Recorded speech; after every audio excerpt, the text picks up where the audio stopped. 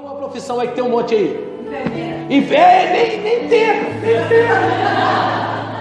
Aqui na igreja já tem uns 3 ou 4. Ó, a minha esposa é auxiliar, a senhora também é auxiliar, a senhora também é. Quem mais é aí? Aqui tem 4. Aí você fala assim, nem tenta, nem. Mas olha o que diz o versículo 4 de Eclesiastes capítulo 11. Alguém leia. É isso que vai acontecer. Se você ficar olhando para o vento, o vento não está bom, é melhor. E o vento, vai trazer chuva, nem vai. E já tem um monte de enfermeiro, já, e nem tenta. Já tem um monte de administrador, nem tenta. Eu ouvi o pastor Silas Malafaia pregando, e ele disse assim, né? Que a pessoa faz uma faculdade de administração, aí o outro fala assim, isso aí a gente compra pela internet, esse diploma aí, desprezando o esforço do outro, né? Não, irmão, ele se esforçou, ele se dedicou para ter aquilo, e pode ter certeza que quando chegar uma oportunidade, vai chegar para aquele que tem, não é para aquele que não tem, não, é para aquele que tem. Amados, se tem vaso na tua casa, Deus vai derramar azeite. Mas se não tem vaso, Deus vai derramar azeite? Não vai? Quando nós olhamos lá para trás um pouco, diz o texto, Faraó teve um sonho, não é? Viu 7 vacas magras, 7 vacas gordas, e José do Egito ali, que estava no Egito preso, interpretou o sonho, e ele disse assim, olha, vai vir 7 anos de prosperidade como nunca houve, e 7 anos de pobreza, de miséria como nunca houve, e a terra vai ficar magra. Então, qual foi a revelação de José? Rei, pega 1/5 da terra e faz lavouras. Sabe o que é 1/5 da terra, irmãos? É metade da terra. Você fizer, o total é 10, você vai pegar a 5ª parte. Imagina você pegar Franco da Rocha e fazer metade de Franco lavoura. Muita casa vai ser quebrada, ou não vai? Vai. É isso que ele diz. Vai pegar metade do Egito, e vai fazer lavoura. A bênção vai vir sobre você, ó Faraó, mas você vai ter que trabalhar, vai ter que plantar, e depois vai ter que fazer celeiro para juntar esse negócio. E foi o que aconteceu. Plantaram, a bênção veio, prosperidade, 7 anos de prosperidade, 7 anos de trabalho. Preste bem atenção, no tempo da prosperidade, olha a revelação de Deus. No tempo da prosperidade, o que você faz? Trabalha. Precisa de fazer 12 horas, você faz? É lógico que eu faço. Está precisando de você, vem amanhã na folga. Venho. É o tempo da prosperidade. Vai e trabalha, porque haverá um tempo que não vai ter. Isso é tão interessante que isso aconteceu na empresa. Há anos atrás, quando eu entrei, era hora extra para entortar o bico de murmuração, né? Hoje é 0 hora extra para a máquina, manda a pessoa embora. Quem aproveitou, aproveitou. Queridos, então a bênção vem, mas também vem o quê? Trabalho. Aí depois que veio a pobreza, a secura, o seu celeiro está cheio, há recursos guardados, há condições para passar por esse período de pobreza, de miséria ou de escassez. E foi o que aconteceu com o Egito. Também veio a miséria, também veio a pobreza, também veio a escassez, mas o Egito tinha fartura, porque o rei trabalhou. Amados, vamos aqui ir para o final. No livro de Mateus capítulo 20, no versículo 1 a 14, eu não vou ler aqui, mas fala da parábola dos trabalhadores da vinha. E essa parábola aqui é uma parábola linda, porque diz o texto que o Senhor da vinha, isso daqui reflete tanto no físico como no espiritual. Por quê? Porque diz o texto que o Senhor da vinha saiu de madrugada. Diga comigo, versículo 1, saiu de madrugada. Quem quer arrumar emprego, sai que hora? É de madrugada, viu? Meio-dia é hora de almoço, os caras não atendem ninguém não. Fique cedo.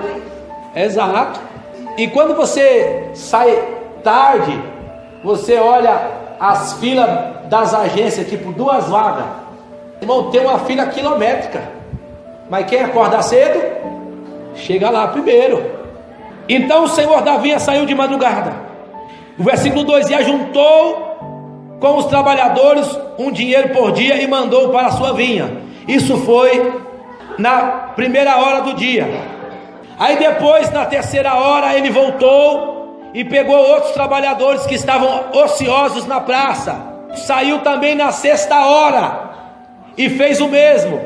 E saindo perto da hora 1/10, ou seja, na hora 9, encontrou outros que estavam ociosos e perguntou-lhe: por que estáis ociosos todo dia?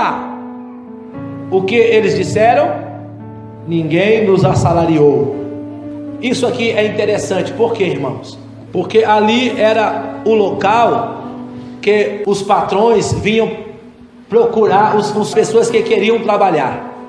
Quem já viu na estrada aquelas casinhas que as pessoas ficam ali para esperar caminhoneiro para trabalhar por dia? Quem anda na estrada geralmente vê. Tem umas casinhas ali, você pensa que é ponto de ônibus. Não é ponto de ônibus, é ponto de trabalho.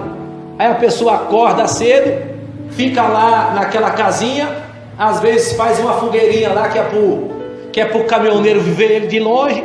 Aí o caminhoneiro passa e chama ele: vamos trabalhar, e paga um dia para ele.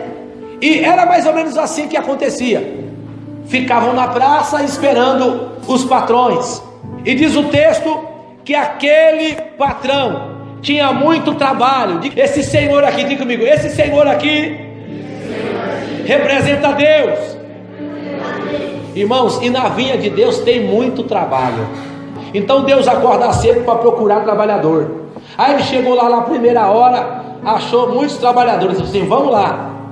Só que tinha muito trabalho. Ele voltou na terceira hora e contratou mais, vamos para lá. Na sexta hora ele voltou porque tinha muito trabalho e contratou mais. E quando ele está passando na última hora, na hora 9, ele viu alguns trabalhadores lá e falou assim: por que vocês estão aí? O que eles disseram? Ninguém nos deu trabalho. Isso não significa que eles são preguiçosos, irmãos. Eles estavam ali esperando o trabalho. Eles queriam trabalhar. Eles estavam esperando alguém chegar para contratá-los. Então esse senhor aqui, que representa Deus, os contratou. Falou assim: vamos trabalhar e eu vou pagar o que é justo. E quando chegou a hora de pagar, esse senhor deu para aquele que trabalhou uma única hora o mesmo valor para aquele que trabalhou o dia inteiro. Sabe por quê? Porque Deus olha a intenção do coração. Deus não olha só o trabalho, Deus olha a intenção, irmão. Eles queriam trabalhar e estavam ali desejosos de trabalhar, mas ninguém lhe dava oportunidade. Então Deus os abençoou poderosamente. Amados, quero ler aqui alguns textos aqui, depois se você puder anotar de alguma forma, que diz a respeito do trabalho físico, que também reflete no espiritual. O apóstolo Paulo, em Atos capítulo 18, versículo 1 a 3, diz que ele fazia tendas e ele trabalhava.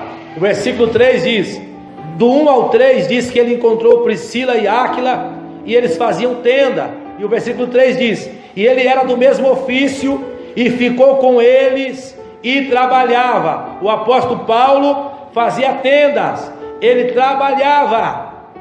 Então, de domingo a sexta-feira, Paulo fazia tendas. E o versículo 4 diz, todos os sábados disputava na sinagoga e convencia os judeus e gregos.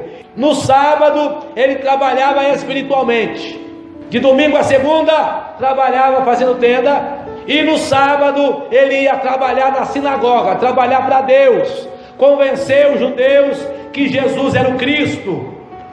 Em Atos 20, versículo 35, diz assim: tenho-vos mostrado em tudo que trabalhando assim é necessário auxiliar os enfermos e recordar as palavras do Senhor Jesus, que disse: mais bem-aventurada a coisa é dar do que receber. Então preste bem atenção, o meu trabalho físico reflete no espiritual, ou não? Sim. Imagina se você não trabalhasse, ia ter oferta aqui? Não. Ia ter dízimo? O culto ia ser na casa de quem? Ia ter que ser na casa de alguém, não é? A minha casa é pequena já, e agora? Aí eu falei assim: para mim não dá. Irmão, perceba que o trabalho, ele reflete no espiritual. O trabalho nos auxilia, nos ajuda. Aí eu vou falar assim: a minha casa é longe. A outra fala assim: mas para mim, eu cheguei agora do trabalho. Amados, o outro texto diz, ainda diz aqui, nesse mesmo versículo: o nosso trabalho é necessário para auxiliar os enfermos e os doentes. Ou seja, aquele que não pode trabalhar porque está enfermo, o seu trabalho vai fazer o quê? Vai suprir ele. Ele não pode porque está doente, está enfermo. Aí você, por causa do seu trabalho, você vai suprir ele. Então o seu trabalho trazendo, refletindo espiritualmente. 1 Tessalonicenses 4, versículo 11 e 12 também fala a mesma coisa. E eu encerro aqui. 1 Tessalonicenses 4, versículo 11. Você achou primeiro que eu aí, irmão? Pode ler. Amém. Queridos, que testemunho nós daríamos para a sociedade se os crentes não trabalhassem? Vamos viver da fé, né? Que testemunho, né, irmão? Nós ia ser uma reunião de necessitados, não é? Para ser crente, ter que só ficar na igreja orando e pregando nas praças. E quem é que dá comida? Quem é que... Alguém tem que trabalhar, irmão. E o apóstolo Paulo está falando isso aqui. Olha, procureis cuidar dos vossos negócios e trabalhar com vossas próprias mãos. E o versículo 12: para que andeis honestamente para os que estão de fora, e não necessiteis de coisa alguma. Aí preste bem atenção. Aí algum irmão aqui fica doente, fica precisando da nossa ajuda, aí ninguém trabalha aqui. Vamos pedir por não crente e vamos falar para ele que Deus ajuda nós? Queridos, fé não é sinônimo de preguiça. Quem tem fé acorda cedo para comer o pão de dores, porque Deus já preparou o pão para nós. Quem tem fé trabalha, se esforça, tanto espiritualmente como fisicamente, e aquilo que fazemos fisicamente também reflete espiritualmente. Eu tenho certeza, irmãos, que quando Deus enriquece alguém, é para ele abençoar pessoas. Eu não duvido disso. Se Deus lhe abençoa, lhe dá prosperidade, é porque Deus quer que você abençoe pessoas. Eu não duvido disso, que você ajude pessoas. Do contrário, a bênção vai ser só aquilo para você. É só o que você precisa. Se você não tem plano de abençoar pessoas, Deus vai abençoar só o que você precisa. É assim que eu penso. Mas se você tem plano de abençoar pessoas, a bênção virá na sua vida abundantemente. E quanto mais você dá, mais Deus te dá. E quanto mais você reparte, mais Deus aumenta. Quanto mais você planta, mais você colhe. Quanto mais você não tira a mão, mais Deus abençoa. Servir a Deus é trabalho. Amém? Fico com essa palavra, amados, e que o Espírito Santo continue falando melhor em cada coração.